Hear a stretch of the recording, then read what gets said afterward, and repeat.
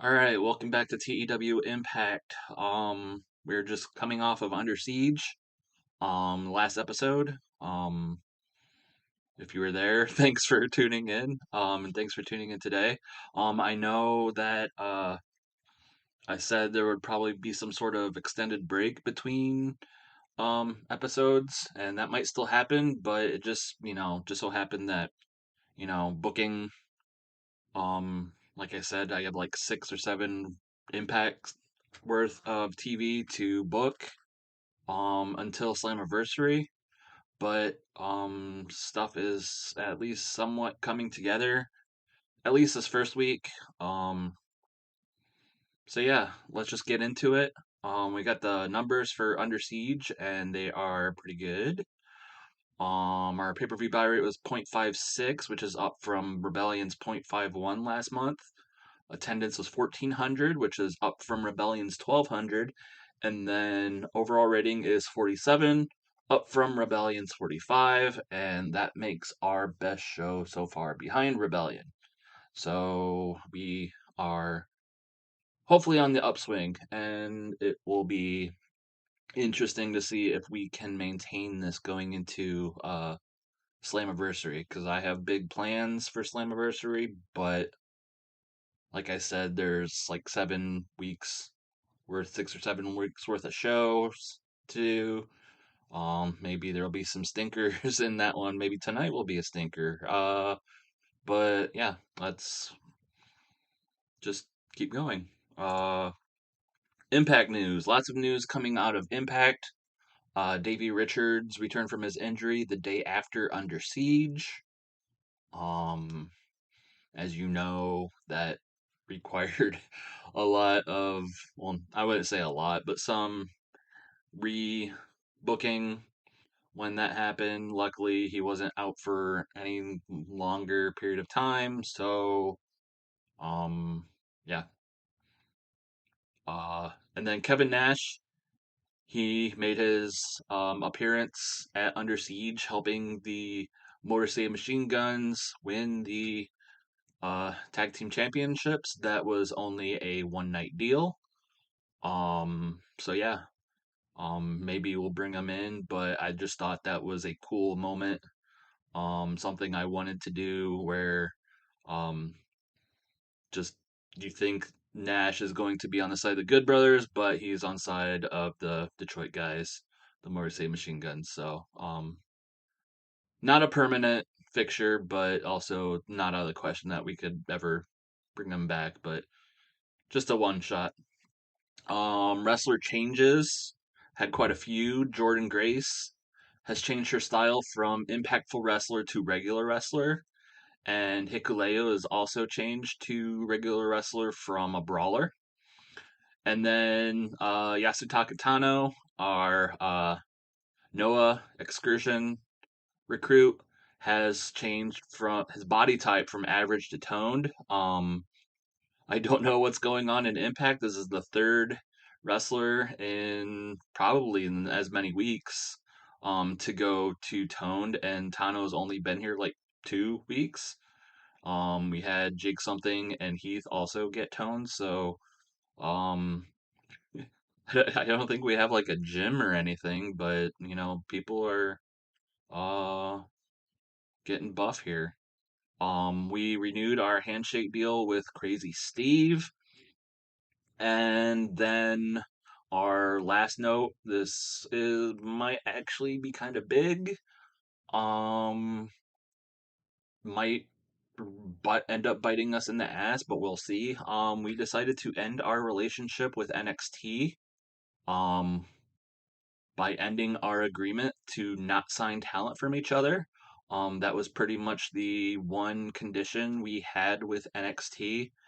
And personally, I kind of think that they broke that first by signing they signed Scott Demore. They signed him to a handshake deal so he could still work for us, but it's kind of weird that you take, well, even though technically I'm the head booker, you take our like lead backstage guy, make him your head booker, for a company that is a direct competition to us, but can still work for us. That seems like a conflict of interest. Um, so then that was our only agreement that we had. So that resulted in NXT developing a quite negative opinion of us and ending our relationship overall. Um, not enough, hopefully not enough to like go to war with them, but I feel I have a plan. If you've paid attention to the news, maybe you can see that plan, but that's all I'm going to say.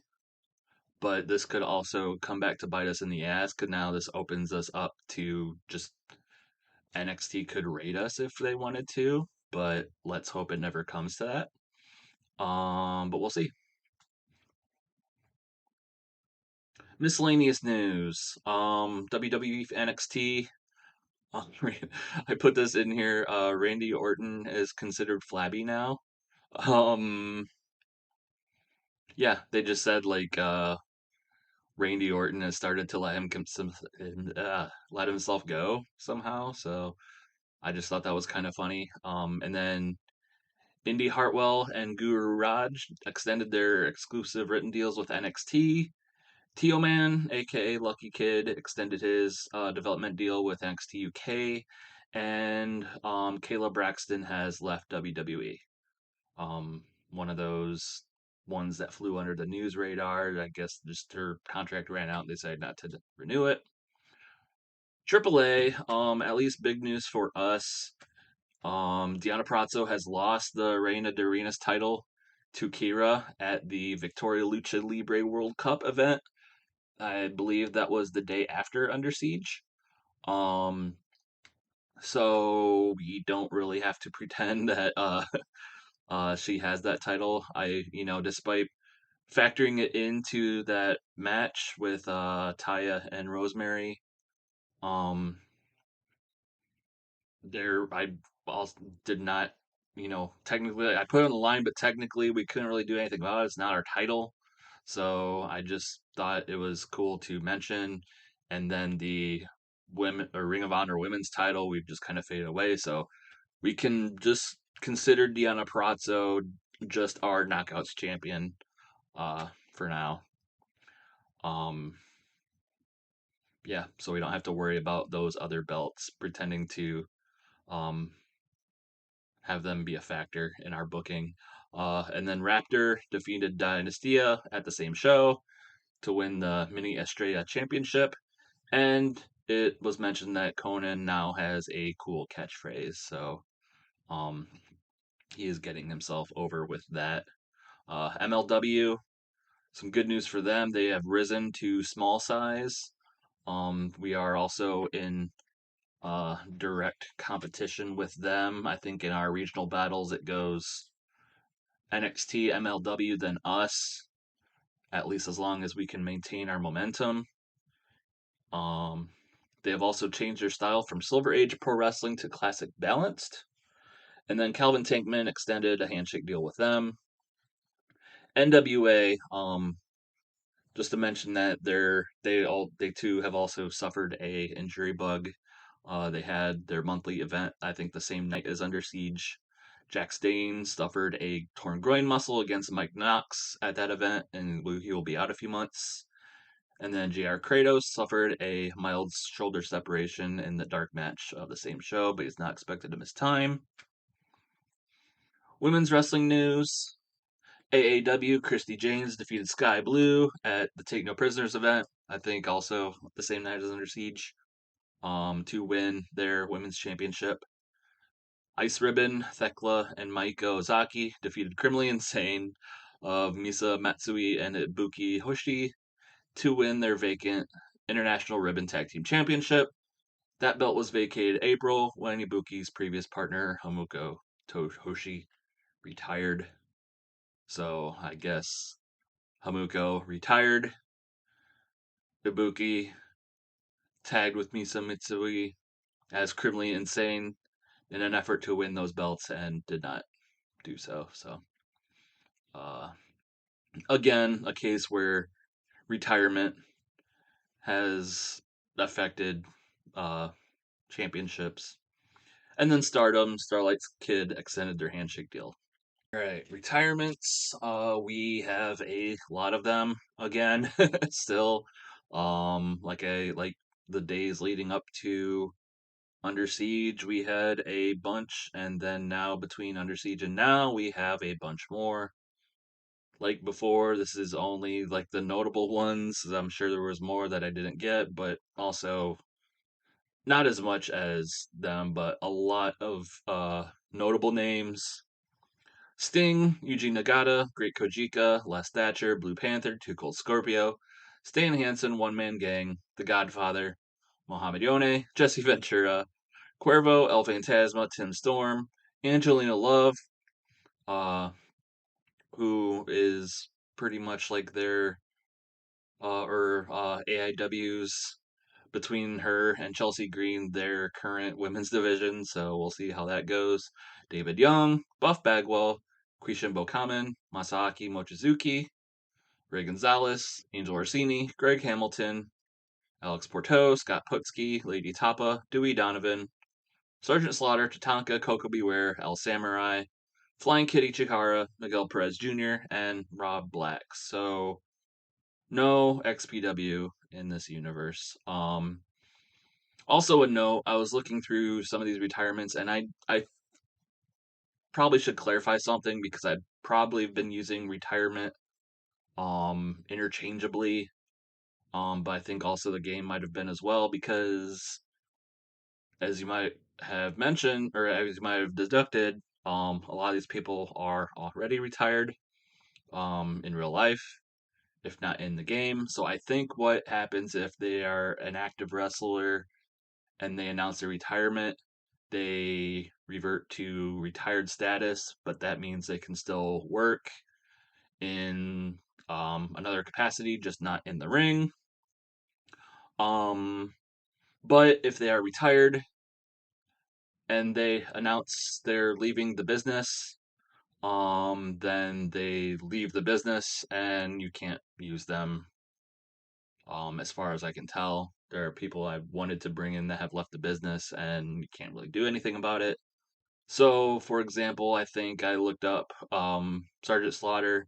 He was already retired, so I imagine now that he's quote unquote leaving the business, we couldn't sign him. But Coco Beware isn't retired. He's still working.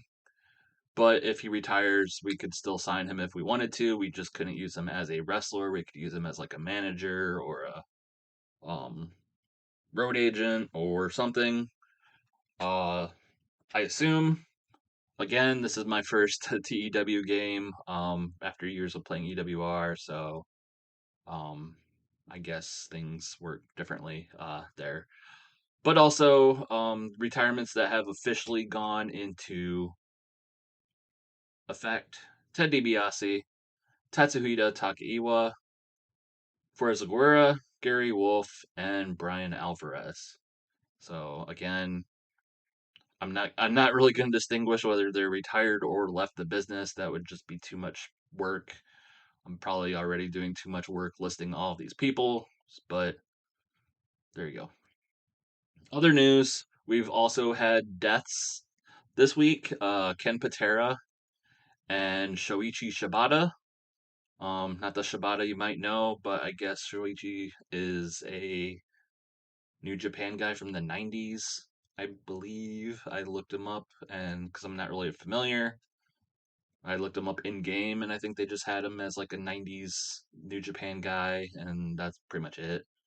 Ken Patera has also passed away. Rest in peace. Going to that McDonald's in the sky. Todd Gordon of ECW has also gotten a divorce. I don't know why that's funny. I just put that in there. But Tatsumi Fujinami has entered the Hall of the Immortals in game. That's like their overall Hall of Fame. And this was the first one in this game where they just decided to enter someone in, and it was Tatsumi Fujinami. So good for him. Um, I think that brings us to Before the Impact. So before the Impact, we got a match. Mance Warner defeating Crazy Steve in, after Mance Warner defeated Diener last week in a no disqualification match. Mance Warner continues his momentum. We get a hype music video for a mystery person that I blurred out. An impending debut. I'm not going to say much about it, except the video just consists of like black and white swirlies and creepy music. Take that for what you will. Um, we have Jordan Grace backstage talking with Masha Slamovich. Grace says that she wants to get back at Tasha Steeles and Savannah Evans and that crew, um, but she knows that she needs someone to at least watch her back. It's a 301. The numbers are against them, or her. And even with just them, the numbers are still against them, but they have better chances. So Grace asks Masha Slamovich to tag with her tonight on Impact in a match between them and Savannah Evans and Janai Kai. I believe I have that right. And they accept, or she accepts.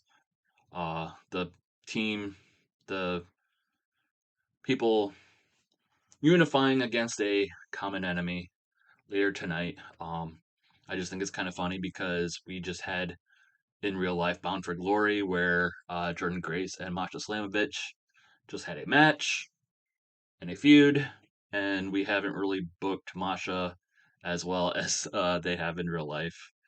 But hopefully she'll get there someday. Speaking of getting there, we did a brief announcement that Quinn McKay is injured. This is a kayfabe injury. We say basically to sell um, the defeat at the pre-show of Under Siege, where Killer Kelly made her tap out. We'll just say like uh, Killer Kelly dislocated Quinn McKay's shoulder, and she will be out for maybe a few weeks. We will see.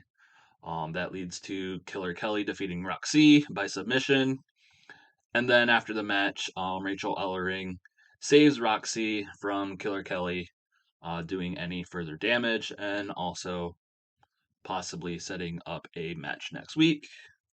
But meanwhile, Madison Rain is quite proud of her new recruit in Killer Kelly. Overall rating of 28 for Before the Impact.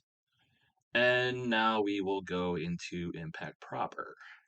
So we start off tonight's Impact with a match between Speedball Mike Bailey and Willie Mack.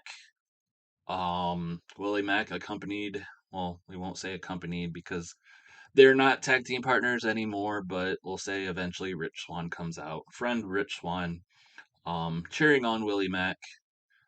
But in the end, some botched interference causes Swann to hit Willie Mack. Mike Bailey takes advantage, hits him with the Ultimate Weapon, winning the match. Mike Bailey continuing momentum. Willie Mack, not so much. Rich Swann, also not so much, but a good match. Segment rating of 42. These two have great chemistry, and it showed in their performance. Handle changes, wink, wink. The fountain can be changed. We are not going to turn Rich Swann heel yet. Now we're going to turn Rich. Well, now we're going to turn Rich Swann because after the match, Mike Bailey celebrates and makes his way to the back. Rich Swann helps Willie Mack up, apologizes for his interference, his botched interference, tries to patch things up. At first, Willie Mack is kind of not having it, but eventually cooler heads prevail, and he says everything's cool. And then Rich Swann kicks him in the dick or something, turns heel. The turn was a success because we've been telegraphing it, and it's not a surprise, but at least now it hasn't, I'm not gonna complain about it, but we got to basically telegraph our heel turn or our turns if we want them to be successes and ruin the surprise, but whatever. Rich Swan's a heel at the expense of his friend and former tag partner, well, now former friend and former tag partner, Willie Mack. Segment rating 21. The friendship is over. Backstage, we get a promo with Brian Myers and the Learning Tree, fresh off of their success at Under Siege, where they defeated Raven and at least his temporary flock of Swingers Palace in a Ravens Clockwork Orange House of Fun match. Myers is, basically giving a speech, and he's just like, I can't begin to tell you all how proud I am of all of you. We're on the same page, finally, and I didn't think you guys would pull through, but we did. Now we're more cohesive unit than ever before. And as he says that, VSK is like, "Wait, what do you mean? Like we thought we wouldn't go through it?" And they start thinking, and they're like, "Did you plan this? Did you did you uh get Raven to go in kidnap us and get us on the same page?" And Myers like, "No." Kind of insinuating that maybe he did, but he's not going to admit it. But also, it wouldn't be above Myers if he had, and also um, continues his trend of defeating ECW legends. So at least it makes him look good. But you know, he's not gonna say that. But before they can think about it any further, Brian Myers just basically continues his congratulatory speech and is just like, you know, don't worry about it.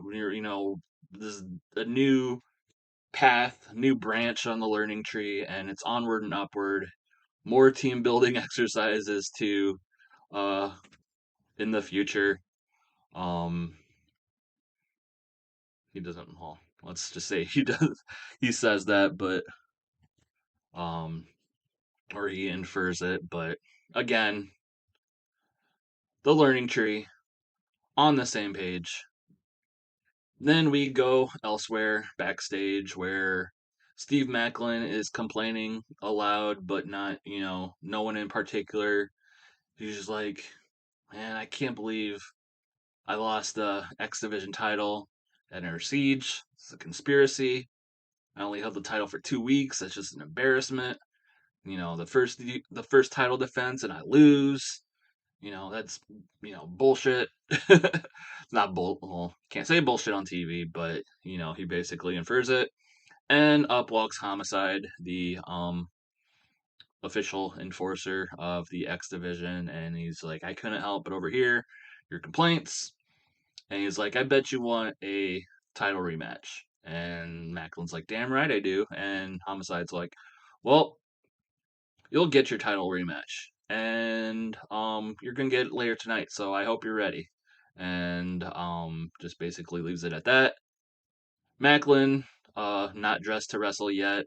Not really prepared, but he needs to get there if he's going to have any hope of regaining his X Division title later tonight. Segment 33, Homicide's getting Barrett's gimmick. Our Swerve storyline lost heat with this. Um, Maybe it'll change with the match. And then we get a promo. We get Gia Miller interviewing Ace Austin and Madman Fulton, talking about their reunion. Madman Fulton coming back from injury. Ace Austin basically using Raj Singh and Shara against the Swingers Palace, and then having Madman Fulton come back and dispose of them. And then also coming out to attack Swinger after the Clockwork Orange House of Fun. And Austin is basically bragging that he's back to, full form. He, you know, it's, he doesn't get too far in his promo, but he's interrupted by Heath and Rhino, and they're just like, we've been looking out, after that match, what you did to Singh and Shera. He's like, that ain't cool, man. You know, you're just a. They just called Austin an ingrate and has no respect for anyone but himself. And tonight, actually, I think this is for next week. They challenge Austin and Fulton to a match and plan on beating respect into him. And Ace, with the confidence and backing of Madman Fulton, just like, yeah, we'll see about that. Segment rating 27. We get Jordan Grace and Masha Slamovich versus Savannah Evans and Janai Kai. Built up on before the impact. Tasha Steelz is at ringside. Um, but I don't think she doesn't interfere in this match because Jordan pins Janai Kai. She looks to be she carried the match in terms of ring performance. Everyone else is in the 20s, she's in the 30s. So we're kind of hoping to build these newer names up and, maybe doing it on Impact. I don't know if is the best route, but we're doing it. So whatever. Segment rating of 32, but after the match, Tasha does get involved. And then eventually the numbers game gets up to them.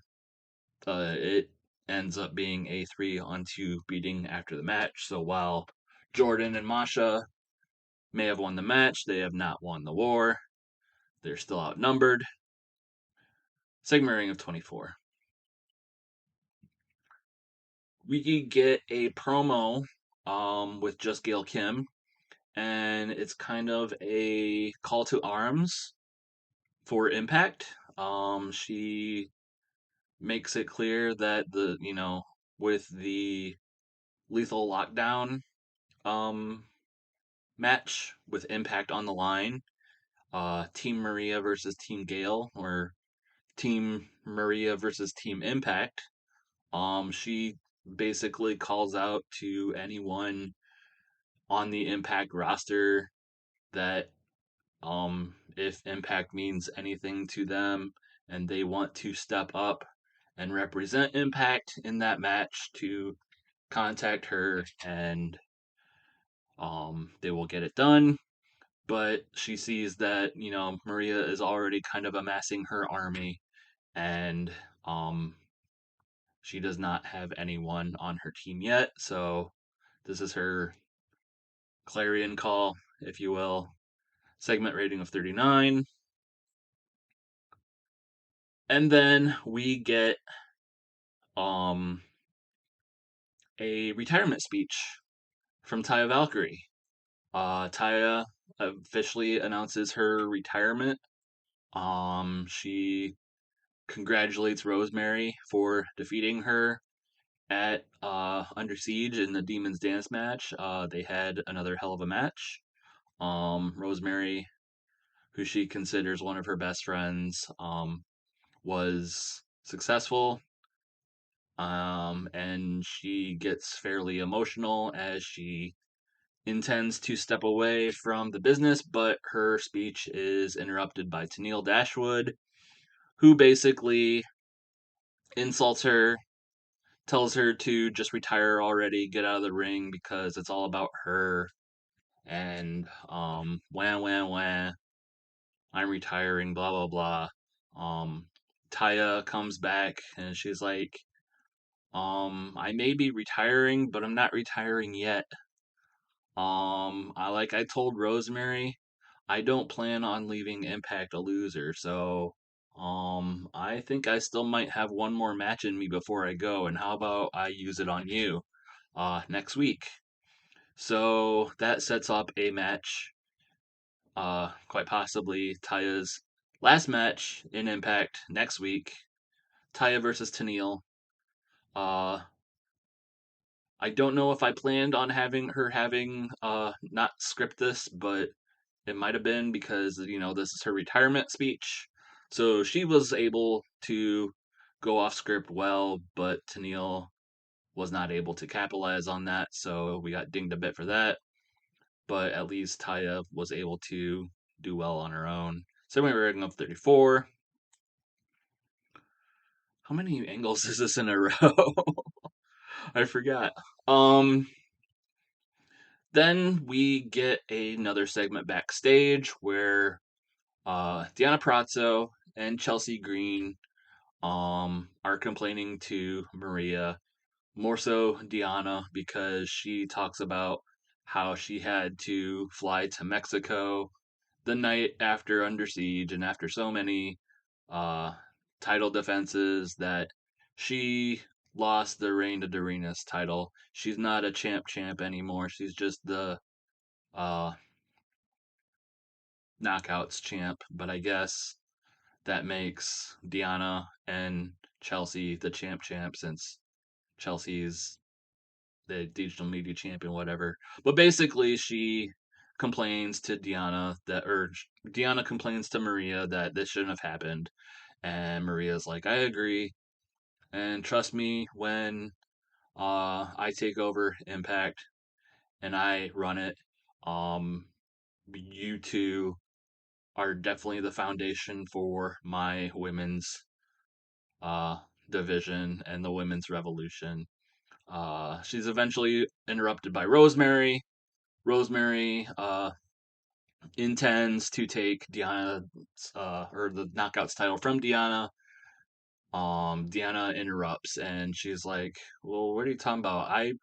I pinned you back at Rebellion just because you beat your best friend and she's retiring. You think you can get some sympathy from me and that can, you think you're entitled to a title shot? I don't think so. And, since I pinned you back at Rebellion, to me, that just means you go back of the line. So, if you think you're gonna get a title shot over me anytime soon, you're gonna have to work for it.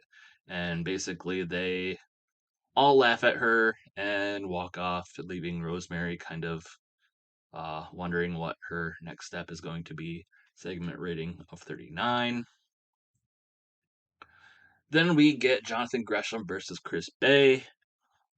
Basically, we have them going out doing what they do. In the end, maybe somewhat of an upset, but considering Chris Bay's career is somewhat on the upswing again, and Gresham's is kind of on the downswing, Bay pins Gresham in 12:54. Segment rating of 42, so they had a good match. Gresham's performance is 45, Bay's 35. But we continue the story that Gresham increasingly disappointed that ever since he lost the Ring of Honor world title and Ring of Honor is essentially dead. So, but Chris Bay earned, there was no shenanigans. He earned the pin, so Chris Bay, can definitely uh we'll event. I'm sorry, I was interrupted by something outside, but yeah, Chris Bay career on the upswing.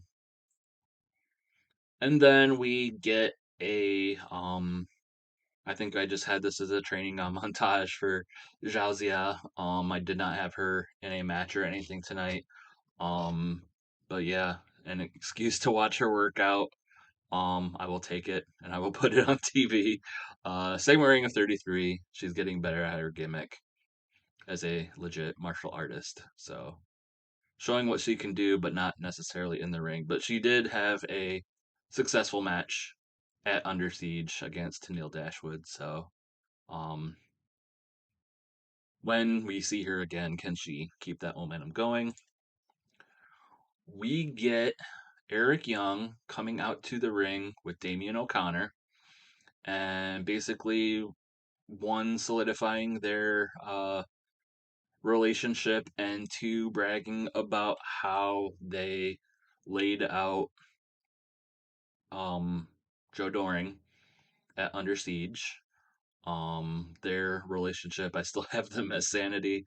But basically they say Eric Young says violence by design is dead, and this new relationship that I don't have a cool name for yet is going forward, and they brag about flattening Joe Doring, and he's not here. Of course, he's not here tonight. He's never here when Impact wants when they show up, other than at Under Siege where they beat him up, but they brag about it. Eventually Jonah comes out, and we get a stare down between Damian, OConnor, and Jonah basically takes the mic and says, well, I'd like to see you try to do the same thing with me. How about we go at it next week? So we get a match next week. Damian OConnor versus Jonah. Segment rating of 32. Meanwhile, backstage, we just get a brawl between Morrissey and Jake Something that has to be pulled apart.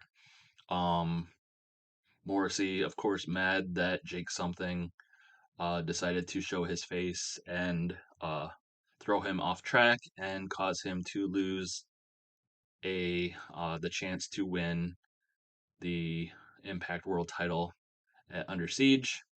So, of course, they are just brawling backstage this week. Segment rating 32. The storyline has lost heat, but hopefully we can get it back up again. This one's kind of been swinging up and down and up and down, so. And then for the X Division title, Swerve retains against Steve Macklin. Um, Decent match, but we kind of wanted to make this shorter, so that Macklin kind of, well, again, we kind of, we're kind of booking him as a joke. Not necessarily a joke, but someone who will basically complain on his shortcomings and call it a conspiracy. And of course, he's probably going to do it again after this match, but, you know, he's going to say he wasn't prepared. He didn't have enough time, but of course, Swerve,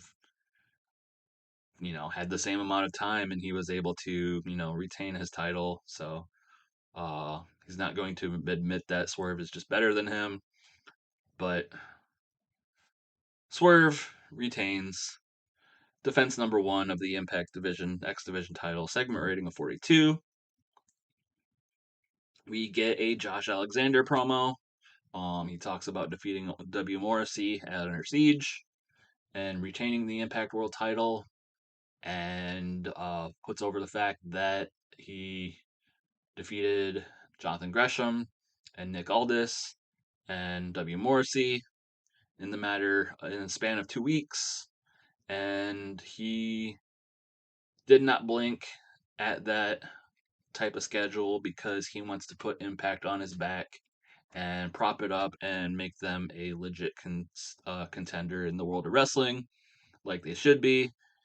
He's going to be their standard bearer, and he wants to leave the door open for anyone to come in and take a shot at the title if they think they can take it from him. So, simple promo, uh, 46 rating. And then we get an in-ring celebration from the Morrissey Machine Guns. New Impact World Tag Team titles, well, champions. They first of all thank Big Kev, um, Detroit represent, all that. Sabin cuts a pretty good speech about how um he wanted to prove his worth. After being here pretty much all the 20 years of Impact. At first he thought he fell short in his X Division run earlier this year. So he went home and called up his best friend and said, "Let's get the guns back together. Let's take those tag team titles," and that's what they did. They did it for Detroit. They did it for Big Kev, and they did it for Impact and all of Impact's fans and the 20 years of Impact. And they want to go down as the best Impact Tag Team Champions in history. Segment rating of 50. That goes into our main event of the Gospel of Violence versus Trey, Miguel, and Sam Beal. They put up a decent fight, but in the end, Brody King pins Sam Beal. Sam being somewhat the weak link of their team, and in this match, since everyone was in the 30s and Sam was in a 24, but that's to be expected. But we want to kind of build Trey and Sam as this underdog team. But in the end, they fell to the Gospel of Violence segment rating of 34.